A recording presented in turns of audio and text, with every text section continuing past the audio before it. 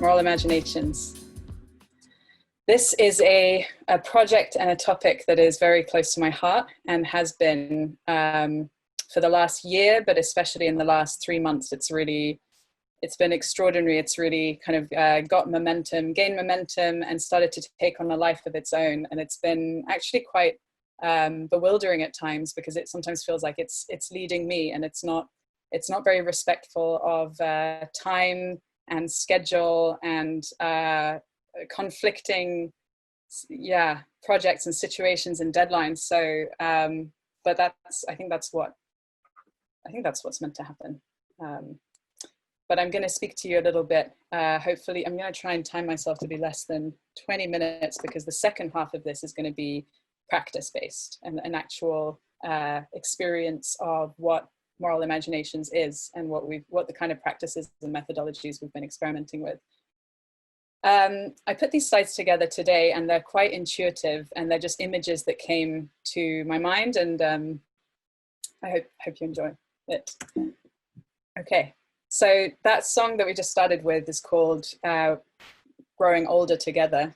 And earlier today, I wrote these lines. I wouldn't say it's like poetry, but they were just sentences that came to mind as listening to this song that feel very relevant to moral imaginations. So I'm going to read them out. I wrote, "We're all very busy and trying hard to get on with other things, but we're growing older together. We compete, struggle, frustrate, make mistakes, betray, support, change our minds, sabotage, but we're growing older together. We tweet, post, write, discuss, record podcasts, listen to podcasts, read books, conversations, and we're growing older together.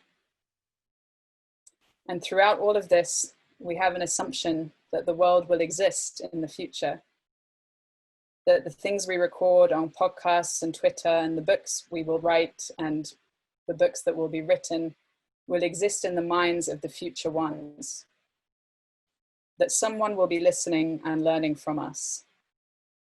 But it's not guaranteed." So this is kind of the seed of why moral imaginations feels important to me, because we're in a situation, I mean, and you know this, but it still dawns on me every day afresh and feels like a new realization that the future is not guaranteed, and the current way we are doing things and the current normal is not safe. But new normals don't feel safe, but the current normal is not safe. So where do we go? What do we do with that?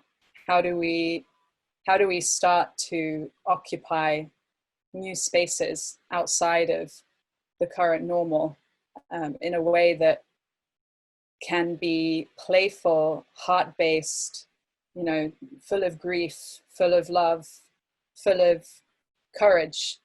That is what moral imaginations is to me. It's about a practice, it's about a community, and it's about an approach to developing that courage and that creativity that we're going to need to get through these decades together as we grow older together. And it's exciting that we get to do that together. Today is Solstice. I just wanted to name that. Happy solstice to all of you. I just wanted to say the word solstice is derived from the Latin words sol and sistere. So sol obviously means sun, and sistere is the Latin for standing still.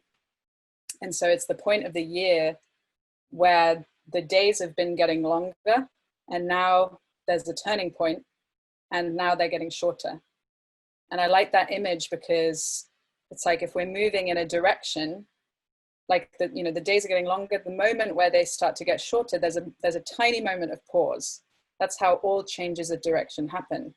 You're moving in this direction, and if you want to change, even if it's a microsecond, there is a pause moment. And we're kind of in a pause moment right now. And we're probably going to need many more of these pauses, and they may need to get longer if we're truly going to change direction. But this day is traditionally, I mean, it's been celebrated for a very, very long time, decades, centuries, by different kinds of traditions and peoples. And it's traditionally a day of celebrating abundance, renewal, and the sun at its strongest. So it's the moment where the sun is beating at its most strongest, and there's this kind of explosion of light and abundance and growth. And yet, when I spoke with my friend John, who's on this call, and one of the co-hosts today, we were reflecting that there's something that doesn't feel quite the same about this solstice. I haven't felt like dancing and being kind of in that place of abundance and like growth and expansion. So from this, moving to this was an image that I saw on Twitter yesterday, and it kind of takes the place of the sun image. And it's it's an image of it's the temperature, like surface temperature of the Earth.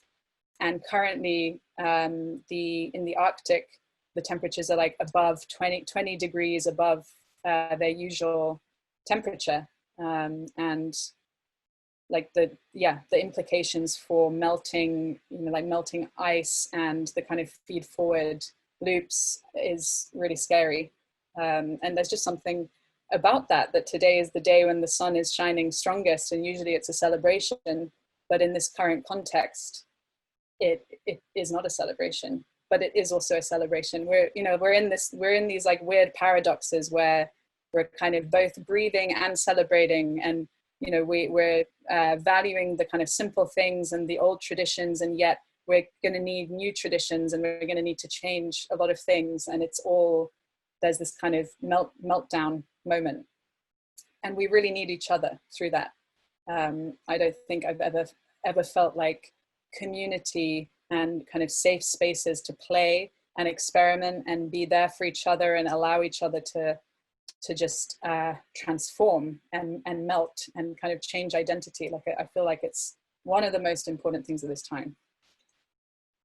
Anyway, I'm not going to stay in the doom and gloom forever. It just feels important because that kind of seriousness to me is what's really important to hold with one hand, and with the other hand to be holding the play and the creativity and the imagination that this moment truly calls of us. And if we can learn to hold those two together and somehow play in the space between them, then I think, I don't know what I think. I was about to say, I think we've got a chance, or I think we're going to do it. It's like, I don't know, but it seems like a good idea to do that. This slide is this role of the faith keeper. I learned about this role from a friend of mine called Mark Wynn. We were in conversation. He's a bit of a mentor to me. And I was in a difficult spot. And he told me about how in Native American traditions, often one member of the tribe would assume the role of faith keeper. So the role of the faith keeper for the group is to kind of keep the faith. So under extreme conditions, like if every single member of the group was to stumble into fear and doubt and anxiety and pain, the idea is that the faith keeper's role is really to like maintain the peace and maintain the faith and maintain the spiritual grounding, kind of like the eye of the storm, while all of this chaos is going on in the group. And I feel like there might be quite a lot of faith keepers in this group. And I actually think everyone can be a faith keeper. I don't think it's a privileged position. I think there's many of these faith keepers out there, and it's something we need in these times. So again, I guess with Moral Imaginations, we're a growing community, and I would say it's a space to refuel that faith keeper energy, or the kind of capacity and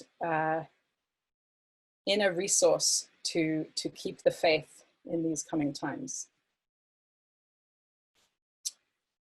I'm loving these slides. Honestly, I'm trying this new software, and it makes me look very professional. And usually my design skills are really awful, so I'm kind of getting the slides up and I'm like, oh, that's nice. The power of the imagination to think up different worlds. So this isn't new. We've always used our imaginations to design, to create, to imagine up new vistas or concepts. I mean, I say we always have. I don't know where that point between ape and human, or even pre-ape, or where it started, but we've been doing it for a while. And there's many different kinds of imagination. There's a whole taxonomy that you can define, and there's also many different ways of exercising imagination. And there are, you know, for a very long time, groups have traditionally come together and use kind of plant medicine or different tools or aids to help vision what to do next, and to get advice from, you know, whether it was called the spiritual realm, or whether it was called God, or whether it was called the genius of artists. Like, there's always been this cultivation of this intangible, invisible space that seems to bring wisdom and direction in times of struggle and strife, and in clarity. But as well as imagination, we're going to need moral courage. And that is what is kind of at the heart of moral imaginations. How can we bring this moral courage together with these practices and approaches that can encourage imagination? So as well as moral courage, there's these two elements of moral imaginations, which is rigor and play. And the word rigor actually seems to trigger quite a lot of people. I've had the reflection from people from the team just saying, like, why do you talk about rigor? Just stop it. And for me, rigor is important because I feel like imagination and dreaming and artistry has been kind of stripped of its importance in the halls of kind of power and decision making. That, like, actually it's kind of seen as a thing that, you know, artists and designers can do, but, like, you know, we don't do kind of imagining processes in the UN. We don't currently, that doesn't happen. So I want to bring the rigor to imagining, because it needs to be taken seriously, very serious, very seriously. But we also need to play, and that's the bit that is also sometimes missing in these kind of design imagining processes. We need to actually be able to play, and we know how to do that. We did that. We do that. We did that when we were kids, and unfortunately, you know, for many of us, it's kind of stamped out. And you know, maybe that resonates and maybe it doesn't, and maybe there's a chance that, you know, we only discover whether it was stamped out through starting to play again, because sometimes you start to play and you're like, oh yeah, I did used to do this, or like, yeah, it's like, it can be tricky to tell, right? But that true kind of state of flow and play where you're almost kind of on the edge of not really knowing what's going to happen next, and it can actually sometimes be quite uncomfortable and scary, and but also brilliant and exciting. Anyway, we'll get into that later. So moral imaginations is rigorous imagining for moral futures. That's our kind of mission statement, as you might say. We're coming to the end very soon. Not much more speaking. I'm doing okay for time, which is good. A space where it's safe to access and widen portals into adjacent possibilities. And I liked this image of a kind of non-assuming citizen just looking into a portal of another world. There's a lot of talk about portals, thanks to the brilliant Arundhati Roy. That word has come into the mainstream language and Twitter and media. which is great because we need portals. So that's really good. I find it really interesting. Has anyone who here has read Philip Pullman's series of Northern Lights and The Subtle Knife? I can only see like one on my screen. It's Tony. I'm sure there are others. And I love to think about what are portals of perception? Like, what are the portals in our own minds and our own perceptions? And I mean, it depends what you believe in. Some people believe that mind exists in nature and in reality. So there isn't really mind in here. There's just mind, and we just exist in mind. But that's a topic of a different talk. But the portals, there can be portals within our perception and within our worldview that can allow us to access different kind of ways of being and different possibilities, and therefore different realities, because different perception leads to different action, and different possibilities lead to different worlds. So it's not just about the intangible. These can actually lead to different worlds and material alternatives. Oh yeah, children know. Children definitely know that you all knew as children. Many of you may still know, but I just wanted to say that children know. And on that topic, I won't talk too much about, won't go too much down memory lane. I actually put this in for Imi, who's not actually here in this session, but this is a project that I created and ran 5 years ago. It was called 225 Academy, and we went to schools. In the end, schools around the world. It blew up as a project, and we ran these 5-day workshops with kids age 11 to 18, where they would imagine. It was about imagining different worlds, and we would teach them about things like biomimicry, about governance, about climate change activism, about the future of technology, like these things that they don't get access to learning about in schools. And they just loved it. They were loving it, and they were such good world builders. I was kind of like, we should basically be creating councils of children to be designing, to be making the decisions, for the government. Watch this space. It's not too late. I just got some pictures from that experience, because it just felt really present with me today. It feels like the work of Moral Imaginations is essentially reviving this work, but maybe it's actually not the children who need it. So we'll see.